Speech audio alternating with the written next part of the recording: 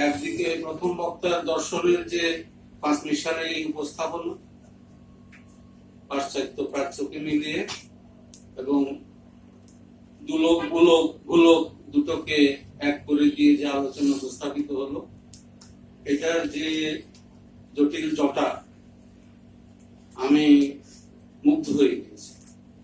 Mister আরিফের কথাই বলছি। প্রাচ্য এবং পাশ্চাত্যের যে দর্শনের সমারোহ, এগুলো আসলে আমাদের সাধারণ যারা মেধা সম্পন্ন মানুষ আমাদের জন্য ভীষণ সমস্যা তৈরি করে। কারণ এই দুটো দর্শনের ভিত্তি দুই রকম। প্রাচ্যের দর্শনের ভিত্তি আধ্যাত্মিকতা আর পাশ্চাত্যের দর্শনের ভিত্তি বস্তুতান্ত্রিকতা।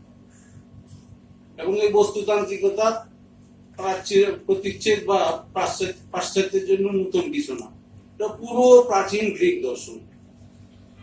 এখন ইউরোপে যে সভ্যতার চর্চা, এটা আসলে প্রাচীন গ্রিক বা গ্রিসীয় সভ্যতার আধুনিক যুগের রূপায়ণ বা বাস্তবায়ন।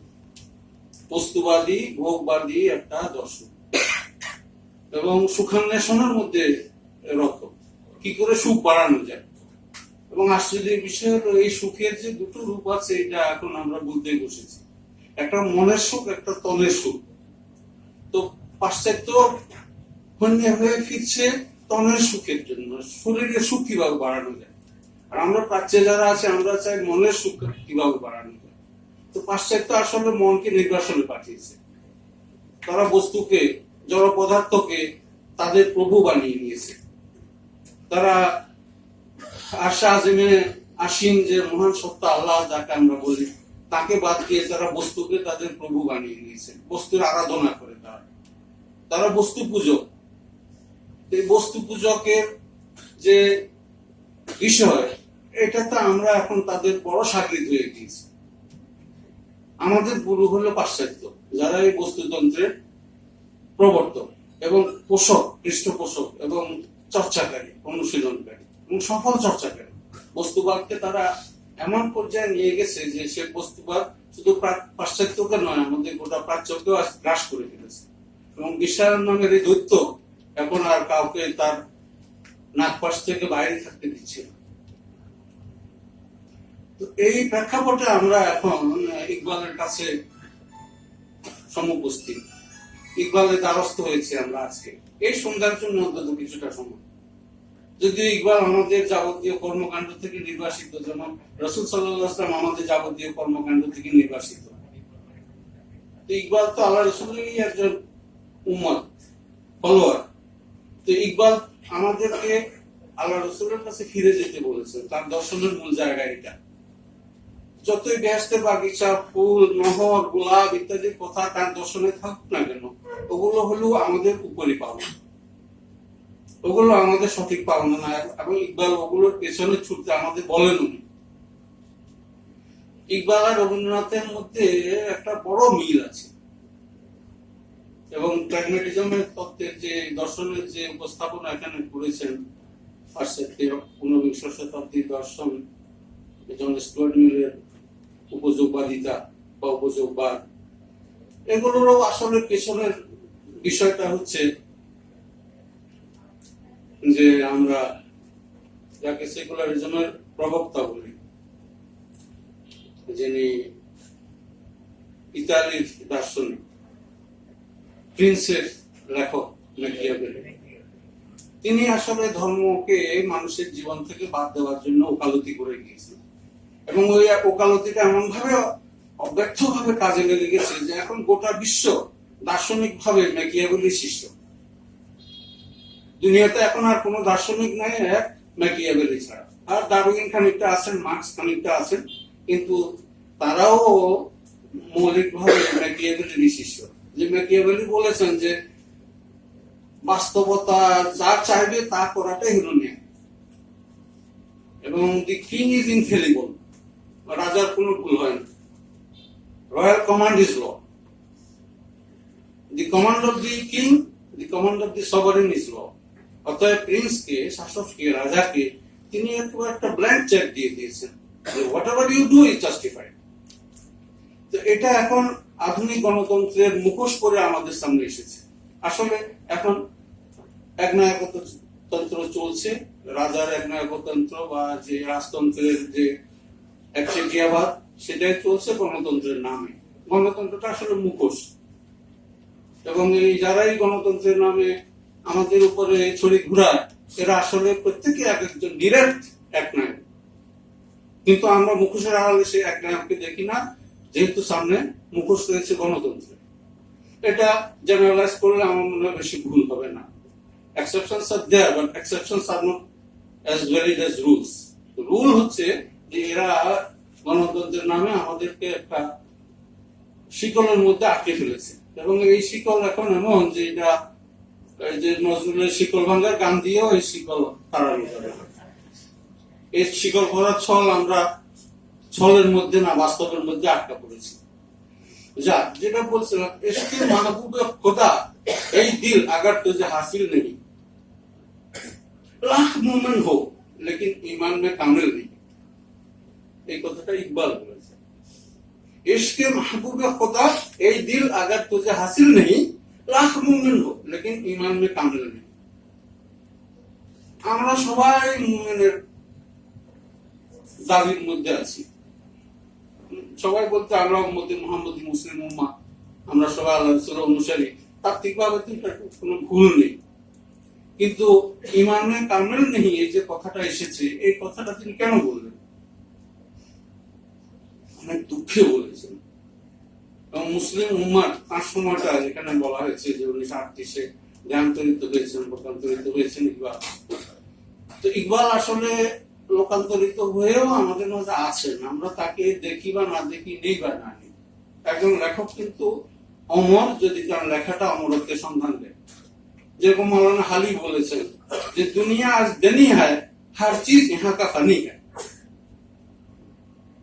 দুনিয়া এমন একটা ক্ষয়িষ্ণু জিনিস, এটা সব জিনিসে ক্ষীয়মান, ক্ষয়িষ্ণু, এখানে কিছুই স্থায়ী না। अगर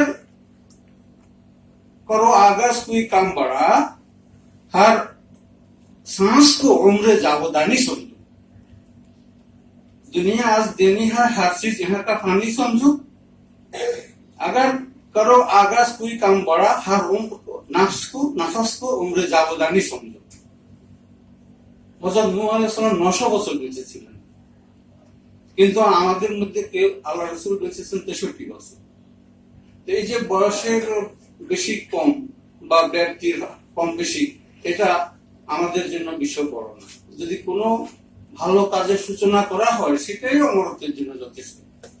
তো সেই অর্থে যারা লেখক, ভাবুক, চিন্তক, দার্শনিক, তারা আসলে হয়তো লোকান্তরিত হন, হয়তো কেন আবশ্যিকভাবে প্রকৃতির নিয়ম, কুল্লু নাফসিন যায়কাতুল মউত, জন্মেলে মরিতে হবে, অমরকে কোথা কবে। অতএব ইকবাল যে আছেন, সেটা তার এই যে এতক্ষণ ধরে কিছু নমুনা কাব্য পঙ্ক্তিমালা এখানে উচ্চারিত হলো, আমরা ওয়াও ওয়াও বলে খুবই উপভোগ করেছি। আসলে এগুলো অমরত্বের সাক্ষ্য।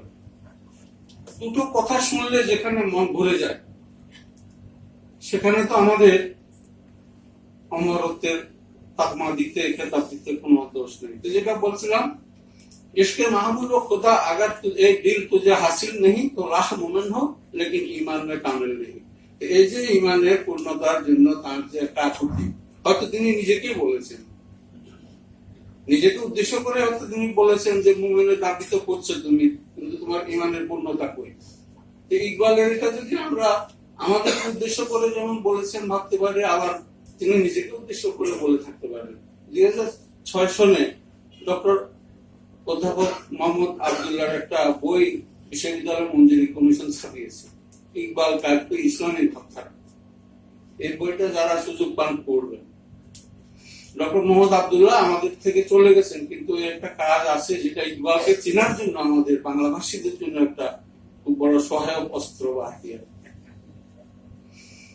তো এই যে ইকবাল আমাদের সর্বক্ষেত্র থেকে নির্বাসিত, এবং পাকিস্তানের স্বপ্নদ্রষ্টা হিসাবে আমরা তাদের প্রতি যে একটা হেট ক্যাম্পেইন করে চলেছিলাম, এটা কিন্তু আমরা তার প্রতি অন্যায় করেছি, এবং এটা জাতীয়ভাবে এটা আমাদের অনেক বেশি রকম অনুশোচনার কারণ হওয়া উচিত।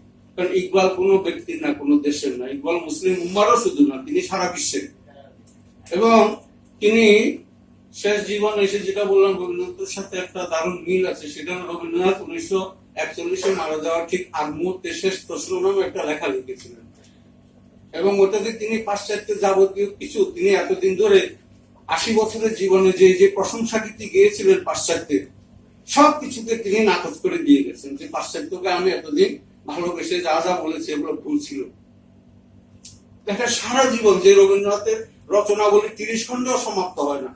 আমার মতো মানুষের 10 জীবন লাগবে তার লেখাগুলো পড়ার জন্য টেবিলে বসে থেকে। সেই রবীন্দ্রনাথের জীবনের শেষ দিকে উপলব্ধিটা কি হয়েছে, যে পাশ্চাত্যের পক্ষপাতিত্ব করে তিনি ভুল করেছেন। একসময় ব্রিটিশ রাজের প্রশংসা করে কবিতা লিখে যেরকম প্রশংসিত হয়েছেন, পরে তিনি দেখছেন যে শুধু ব্রিটিশ রাজ বা ইউরোপ, শুধু ব্রিটিশ রাজ নয়, গোটা ইউরোপ তথা পাশ্চাত্যই হচ্ছে মানুষের জন্য, মানুষের অস্তিত্বের জন্য হুমকি স্বরূপ। এবং এই পাশ্চাত্যকে আমরা যে আমাদের প্রভু বলে স্বীকার করছি, তাদের দেওয়া যে তথাকথিত গণতন্ত্রের সেবক হচ্ছি আমরা, এবং ভোগবাদের জন স্টুয়ার্ট মিলের উপযোগিতাবাদ বা যে নিকোলো ম্যাকিয়াভেলির যে দর্শন, প্রাচীন গ্রিসের যে দর্শন, যেগুলো আমাদের উপর এখন জেগে বসেছে ইচ্ছা অনিচ্ছায়, চেতনাগত ভাবে বা অচেতন ভাবে, সব কিছুই আমাদের জীবন সংখ্যারী, আমরা আর আমাদের নিজেদের মধ্যে নেই। সেই জন্য ইমান নে কামেল নেই, এই প্রশ্নটা খুবই জরুরি হয়ে পড়েছে। তো ফলে এখন আমাদের এখানে কথা এরকম এসেছে যে ইকবালের একটা খুবই গুরুত্বপূর্ণ কবিতার পংক্তি এরকম আছে যে সবাক ফের ফর সাদাকাত কা সুজাআত কা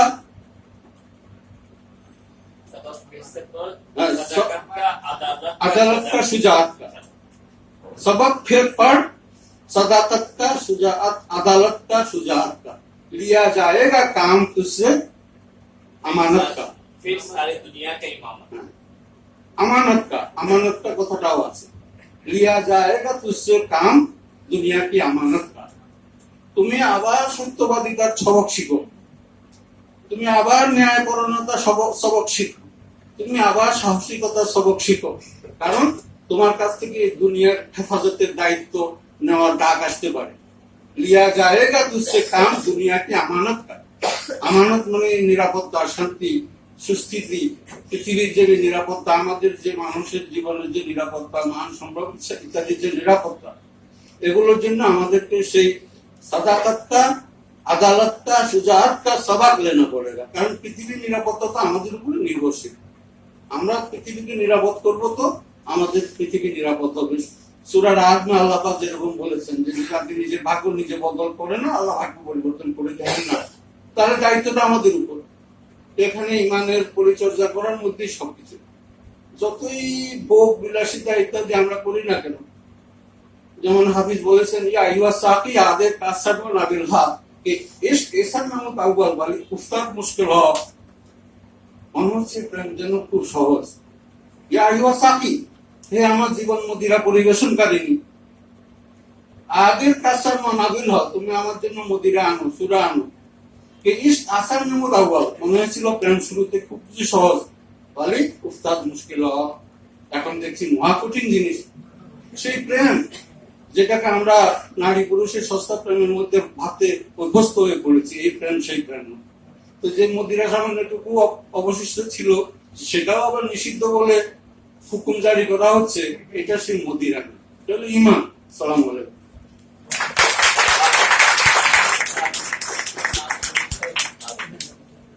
স্যারকে চমৎকার আলোচনা করার জন্য। স্যারের আলোচনায় আমার মনে অনেক প্রশ্ন জেগেছে।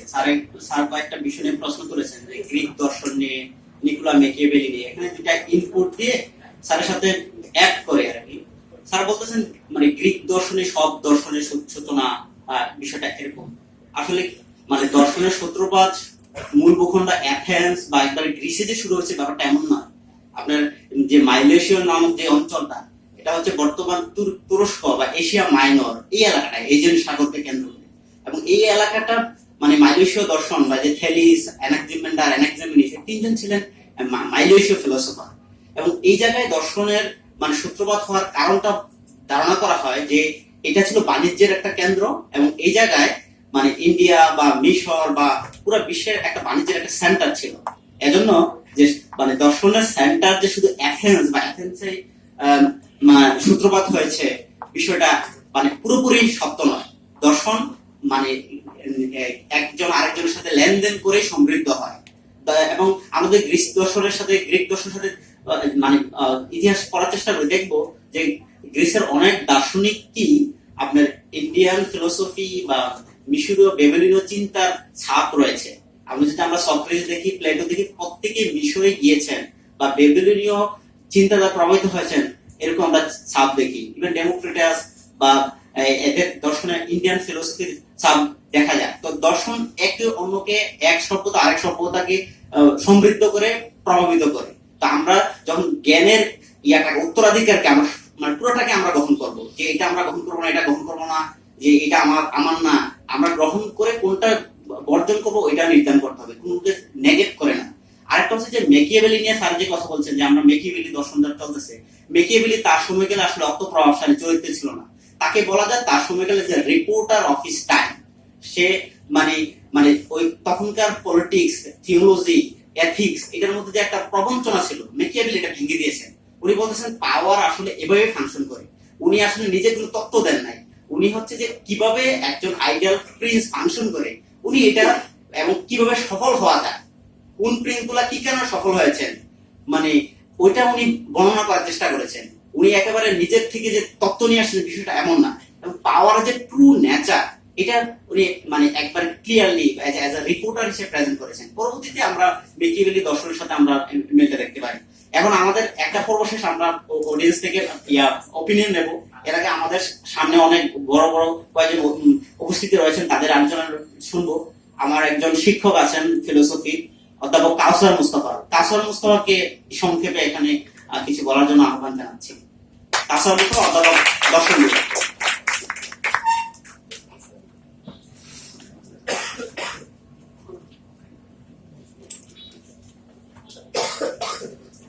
আসসালামু আলাইকুম।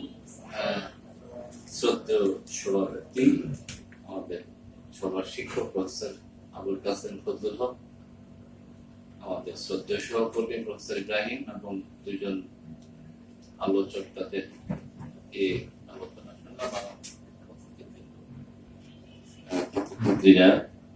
আসলে আমি আজকে দেখলাম এখানে যাওয়ার সময় যে এই সেমিনারে যার জন্যই আসলাম, একটু দাওয়াত বা কার্ড আমি পাইনি। তো এনিওয়ে, তো এসে খুবই ভালো লাগলো যে আমাদের দুইজন তরুণ, আমার তুলনায় তরুণের ছাত্র, একজন ফিলোসফির উপরে বক্তৃতা দিলেন। ভালোই লাগলো বক্তৃতাটা আমার, এই জন্য যে এত বেশ পড়াশোনা করেছে, 10 মিনিট মনে হয়, তারপরও ভালোই আমার কাছে লাগলো যে ইকবালের দর্শনটা আত্মস্থ করার চেষ্টা যে তিনি করেছেন। যদিও খুব মানে আবেগ বা প্রেজেন্টেশনে অনেক এটা বয়সের জন্য, হয়তো ভাষার চয়ন বা শব্দ চয়ন, ফিলোসফির মতো জিনিস উপস্থাপনের ক্ষেত্রে মূল্যটা অনেক শব্দ, এগুলো ব্যবহারটা অনেকটা আমার কাছে মনে হয়েছে যে এটা বয়সের জন্য, হয়তো আমার বয়স করবে না। সুতরাং এই বয়সে এটাই স্বাভাবিক এবং অডিয়েন্স এটা এনজয় করছে, তাদের দুটোই আর কি। তারপরে কবিতার যিনি কাব্যের উপর আলোচনা করেন, তার আলোচনা আমার খুব ভালো লেগেছে, খুবই ভালো লেগেছে এবং অত্যন্ত ইনডেপথ স্টাডি, দুজনেরই খুবই ভালো।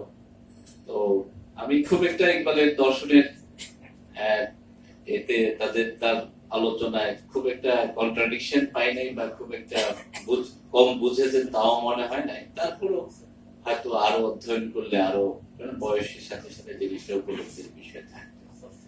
ইকবালের প্রথমেই বলেনি কেন ইকবাল সম্পর্কে প্রফেসর ইব্রাহিম বললেন, অন্যরাও বললেন, ঢাকা বিশ্ববিদ্যালয় 1936 সালে ইকবালকে ডিলিট দিয়েছে।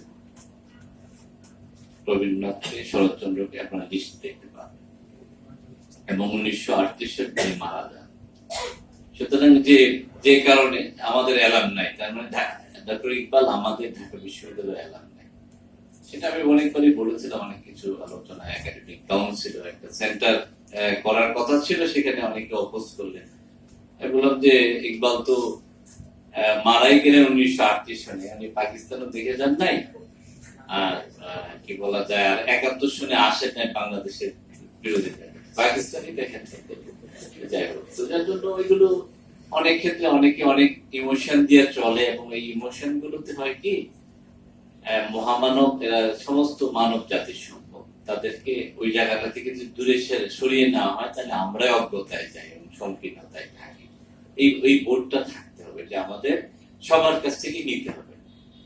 এবং যে বিষয়টা আসলো যে প্রাচ্য পাশ্চাত্য ওইসব বিষয়গুলো, ইকবালের কাছে প্রাচ্য এবং পাশ্চাত্য এটা কনফ্লিক্টিং, দুইটাকে তিনি রিকনস্ট্রাকশন রিলিজিয়াস থট আমাদের আলোচনা করলেন। এই রিকনস্ট্রাকশন রিলিজিয়াস থট বইটা আসলে প্রফেসর ইব্রাহিম আমাকে বলেছিলেন, আমরা একসাথে ছিলাম আলিগড়ে, যে প্রফেসর নিজামী খুব নাম করা প্রফেসর, উনি দুটো বই পড়ে তার আত্মস্থ করতে পারেন, একটা হলো রিকনস্ট্রাকশন রিলিজিয়াস থট, একটা হলো জাতুল্লাহ পালিকা, তাই না? আপনি বলেছিলেন যে শাওলিউল্লাহ। ইকবালের আসলে এই যে গ্রন্থটা রিকনস্ট্রাকশন, এটা মানে হলো ধর্মীয় চিন্তা, ইসলামের চিন্তাটারই পুনর্গঠন, যেটা হচ্ছে যে চিন্তাটা হয়ে আসছে ট্র্যাডিশনালি, তাকে পুনর্গঠন করা রিকনস্ট্রাকশন, যার জন্য সেটা তিনি করেছেন। এবং তিনি পাশ্চাত্যের দর্শন দিয়ে আলোকিত হয়েছেন। বেইস্তার আল কোরআন বা ধর্মীয় বোধ শিখে না, কিন্তু বোঝার জন্য, উপলব্ধির জন্য পাশ্চাত্যের বিষয়গুলোকে তিনি নিয়ে আসতেন মানুষের কাছে প্রেজেন্টেবল করার জন্য। এবং তার কাছে এগুলি নিয়ে এই যে ম্যাটেরিয়ালিজম এবং স্পিরিচুয়ালিজম দুইটা জিনিস আছে, এইটা দুইটার মধ্যে তিনি খুবই একটা কনফ্লিক্ট নেই, দুইটার মধ্যে কিভাবে অ্যাসিমিলেশন আর রিকনসিলিয়েশন সেটা বলেছেন, যে দুইটা আসপেক্ট বলেছেন রিয়েলিটি। এটা ফার্স্ট চ্যাপ্টার, যেটা রিকনস্ট্রাকশন রিলিজিয়াস থট ইন ইসলাম, এর প্রথম অধ্যায় ইকবাল কিন্তু এই আলোচনা করেন নলেজ এন্ড রিলিজিয়াস এক্সপিরিয়েন্স। সেখানে বলতে চাচ্ছে যে নলেজের দুইটা আসপেক্ট আছে, জ্ঞানের। একটু সময় নিলে তো অসুবিধা নেই, 2 মিনিট সময় নিয়ে, যেহেতু ফিলোসফি আসছে আর কি। কেন তো উনি একটা এই কোরআন শরীফের আয়াতটাকে অনুবাদটা তিনি আনছেন, ওয়ান আউয়াল ওয়ান আখির ওয়া জাহির ওয়া বাতিন। রিয়েলিটির একই রিয়েলিটির দুইটা আসপেক্ট আছে, একটা জাহিরি দিক আউটার আসপেক্ট, একটা ইনার আসপেক্ট। তো এখন এমপিরিসিজম বা যেটা আছে নলেজ, তারা আউটার আসপেক্ট নিয়ে স্যাটিসফাইড, আর একটা ওই সাইডটাকে নিয়ে বাতিনটাকে ইগনোর করতে চায়। ইকবাল এটাই বলতে চাচ্ছেন যে গাজালির কথা আনছেন, কান্টের কথা আনছেন, যে কান্ট বলছেন যে that world is concentrate, world is unknown and আননোয়েবল।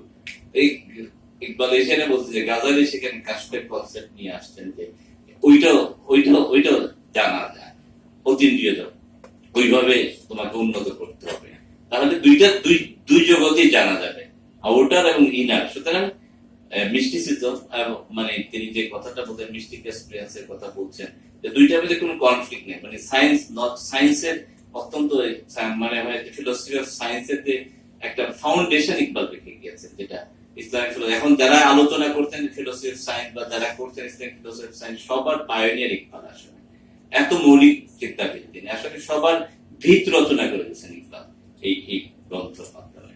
যার জন্য সায়েন্স এবং এই স্পিরিচুয়ালিটি দুইটার মধ্যে কোনো যে কনফ্লিক্ট নেই, একই সত্তার দুইটা আসপেক্ট, সেটাই দেখা যায়। আমি লম্বা করতে চাচ্ছি না, কেন না ক্লাসে লেকচার দিয়ে লম্বা সময় এগুলো এখন এখানে আলোচনার সুযোগ নেই। আমার এই ভালো, এটা অবশ্যই ভালো তারা বুঝতে চেষ্টা করেছেন।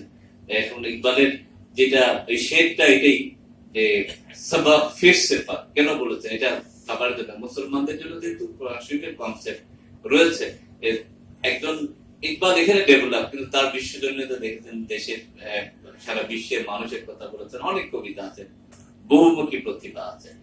এই যে কথাটা তিনি বলেছেন সবাব ফির সেফা, মুসলিম উম্মাহ যেহেতু মুসলমানদেরকে কোরআন শরীফের কনসেপ্ট, আমি ওইটা পিএসসিতে আমার বক্তৃতায় বললাম যে মুসলমানরা কোরআনের কনসেপ্ট হলে খায়রান উম্মাতুন, অন্যরা কিছু মনে করবে না, যেটা কোরআনিক কনসেপ্ট, কিন্তু তাদের মধ্যে থাকতে হবে যে ভালো কাজের আদেশ, মন্দ, আমি পুরো আয়াত যাচ্ছি না সম্ভব, এবং খারাপ কাজকে নিষেধ করতে হবে, এইটার মধ্যে থাকতে হবে। এইটা ইসলামের নৈতিকতার ভিত্তি। আছে মুসলিম দেশগুলি কোথায়, কোথাও নয়, 10টা উন্নত নৈতিক দেশের মধ্যে একটা মুসলিম দেশ নাই। বুঝলাম আমরা শ্রেষ্ঠ, তাহলে আমাদের ইমান তো সো কল্ড ইমান।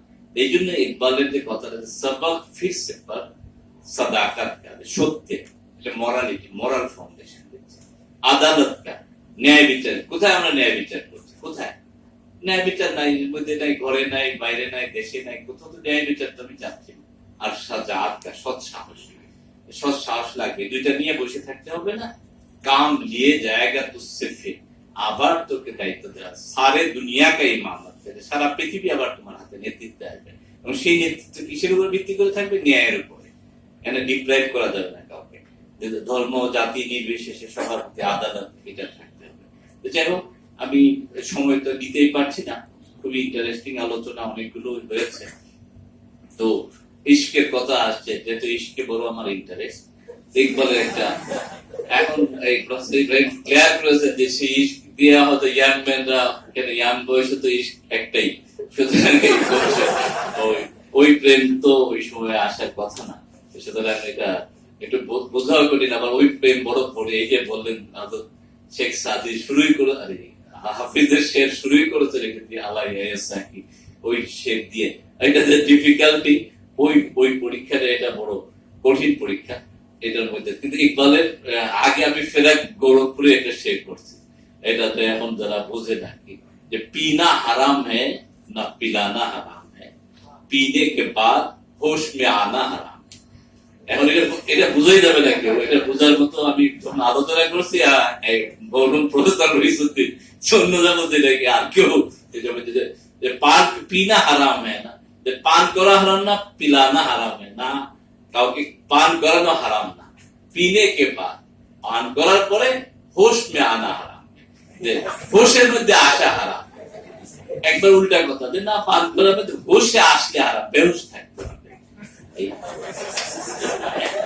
এটা মিনিং, এটা সবাই আছে, এটা মিনিং বড় কঠিন। সুতরাং ওই ইশকটার মধ্যে রয়েছে একটা বিরাট মরাল ফোর্স, এই যে এই বেহুশ থাকা, এটা হলো, এটা কবিতার মধ্যে তো মেটাফোর থাকে, এটার মধ্যে একটা মেটাফোর আছে, এটা অ্যাপারেন্টলি বোঝা যায় না। ওই যে এই যে ইশকের কথা ফার্সি সাহিত্যে, উর্দু সাহিত্যে রয়েছে, প্রেমের কথা, শরাবের কথা, এর মধ্যে একটা বিশাল দর্শন রয়েছে, এটা এর ব্যঞ্জনা অনেক ব্যাপক। এটা এই এর মধ্যে থাকবে, এর মধ্যে মরাল পিউরিফিকেশন, অনেক উন্নত চিন্তা, সর্বজনীয়তা, এই শরাবের মধ্যে অনেক কিছু। এই শরাব পান করা অনেক কঠিন, এই শরাবের পর্যায়ে যাওয়াটা কঠিন।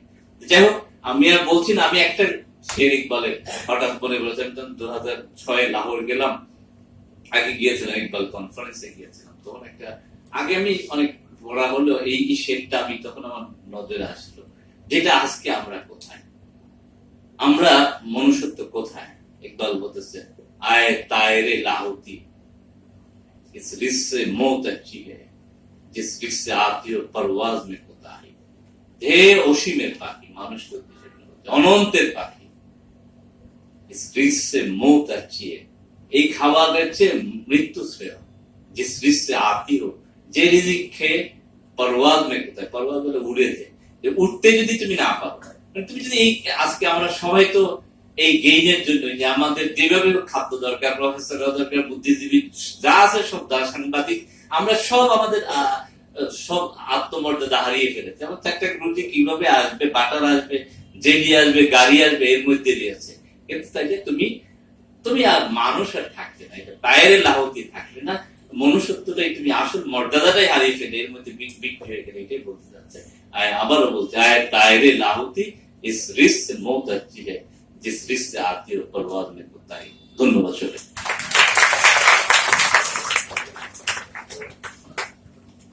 আমাদের এ পর্বে আসলে উষ্ণ পানীয়ের একটা বিরতি আছে 15 মিনিট। আমার কাছে মনে হয় এটা মাস করলে ভালো হয়, যে আমাদের দুজনের অপিনিয়ন নেবো, একটা সেন্টার আপনাদের হাতে উষ্ণ পানীয় চলে গেল। তো আয়োজকদেরকে বলবো, আমার মনে হয় অডিয়েন্সের হাতে মানে চা, আমাদের অল্প যে উষ্ণ পানি আছে, আপনারা হস্তান্তর শুরু করতে পারেন। ইন দ্য মিন টাইম আমরা একটু সংক্ষিপ্ত আলোচনা শুনবো ইস্কান্দার আরিয়নের কাছ থেকে। ইস্কান্দার আরিয়ন প্রায় ডজনখানেক ভাষা বিষয়ে দক্ষ, আশা করি ইনি আমাদেরকে এনলাইটেন করতে পারবেন। ইস্কান্দার আরিয়ন। আর ইন দ্য মিন টাইম আমরা চা খেতে পারি, আর আপনাদের জন্য 15 মিনিট সময় থাকবে, আপনারা প্রশ্ন করতে পারবেন বা অপিনিয়ন দিতে পারবেন।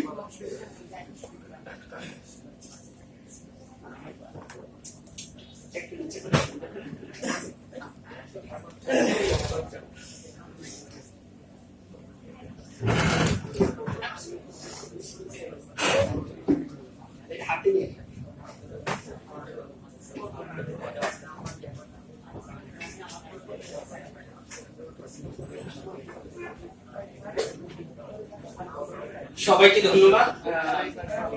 যারা আয়োজন করেছেন তারা কিছু বলার জন্য ডেকেছেন, এই জন্য ধন্যবাদ। তো একটা কথা বলবো যে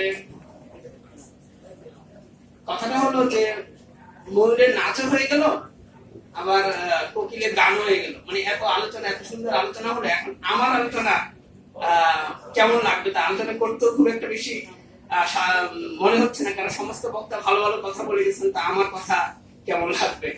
তো আমি মিল্লাত যখন আমাকে আজ বললো, ছোট ভাই মিল্লাত যখন বললো যে আজ ইকবাল নিয়ে কিছু তাদের একটা অনুষ্ঠান হবে, তো আমি বললাম যে আমি ইকবাল নিয়ে আলোচনা করবো না, শুধু দুই একটা কবিতা বা দুই একটা শের করবো। তো শেরের দিকে যাব।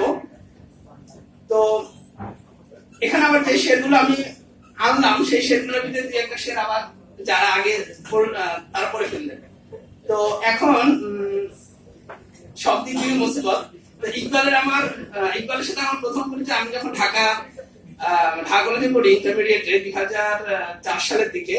তো তখন কোন একটা পত্রিকা ইকবালের खुदी को कर बुलंद इतना कि हर तकदीर से पहले खुदाबंद से खुद पूछे पता तेरे जा क्या है, এটা পরে আমার কাছে একটু ইন্সপিরেশন মনে হলো, প্রচন্ড উদ্দীপনা মনে হলো। তারপর থেকে ইকবাল সম্পর্কে পড়াশোনা, ইকবালের বিভিন্ন শের শায়েরি পড়ার চেষ্টা করছি। তো ইকবালের বেশ কিছু শের আমার কাছে বারবার পড়ে মনে হলো যে এটা যথেষ্ট পরিমাণে উদ্দীপনা দেয়। যেমন ইকবালের একটা বলবো শের, সেটা হচ্ছিল যে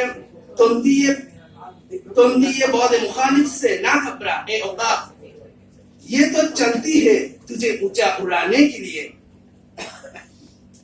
উকাব মানে হচ্ছে হলো বাজ পাখি যাচ্ছে, উঠছে, তার বিপরীত পাশ থেকে ঝড়ঝাপটা আসছে। তো বলছে এই ঝড়ঝাপটা থেকে বাজ পাখি তুমি ঘাবড়ায়ও না, এই ঝড়ঝাপটা তুমি যেন আরো উপরে যেতে পারো তার জন্যই। তো ইকবাল সম্পর্কে পড়তে পড়তে ইকবালের আসরারে খুদি, যে ফার্সিতে লেখা ইকবালের কাব্যগ্রন্থ, সেই কাব্যগ্রন্থের প্রথম যখন পৃষ্ঠা উল্টালাম, তো প্রথম জালালউদ্দিন রুমির একটা শের দেখে, একটা গজল দেখে আমি খুব অবাক হলাম যে ইকবাল তার আসরারে খুদি শুরু করছেন জালালউদ্দিনের ওই দিওয়ানে শামসে তাবরিজি 441 নাম্বার গজল দিয়ে। সেখানে বলছেন যে দিশা ওয়া চিরাগ হামি কাশ গার্দ শহর গাজ দিব